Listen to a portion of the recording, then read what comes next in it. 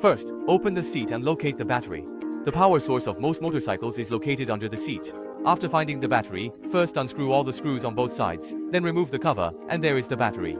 Next, you will need a multimeter. Set the voltage to 20 volts for measurement. First, power on the motorcycle, then connect the negative lead of the multimeter to the ground, and use the positive lead to measure the fuse box. Use a test light to measure each fuse one by one. It should show 12 volts when powered on, and 0 when powered off. Next, connect the power cable from the main unit to the positive and negative terminals you just measured.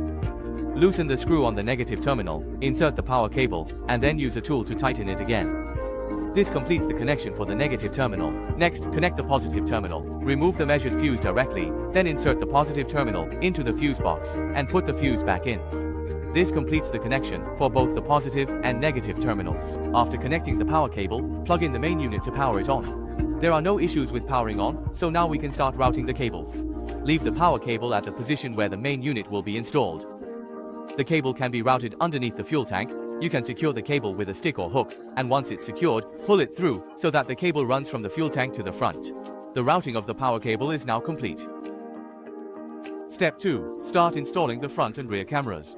Take out the 3M adhesive that secures the camera, then peel off the red layer and stick it onto the base of the camera.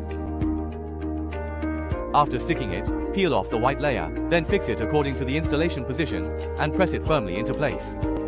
The 3M adhesive becomes more secure the more it sticks, so there's no need to screw it in. Once secured, pull the camera's wire along the front of the car and the front camera installation is complete. Next, install the rear camera. Follow the same steps. Peel off the 3M adhesive, stick it onto the base, then peel off the other layer, place it in the desired installation position, press firmly, and ensure it is tightly adhered. The rear camera installation is complete. Next, proceed with the wiring. For the wiring, you can thread the wire directly through the rear wheel cover, then pull it out along the path, pulling all the wire out from inside. Once pulled out, guide it along the side to the front, then hook it out from the battery area, and after hooking it out, tuck it back in along the battery. At this point, you can use the same method as with the power cable, secure the wire, and then pull it out along the rod. This completes the wiring for the rear camera. First, secure the fixed ball rod next to the armrest, then use a wrench to tighten it. After tightening, use the ball rod to secure the main unit. This completes the securing of the main unit. Once secured, connect the camera cable.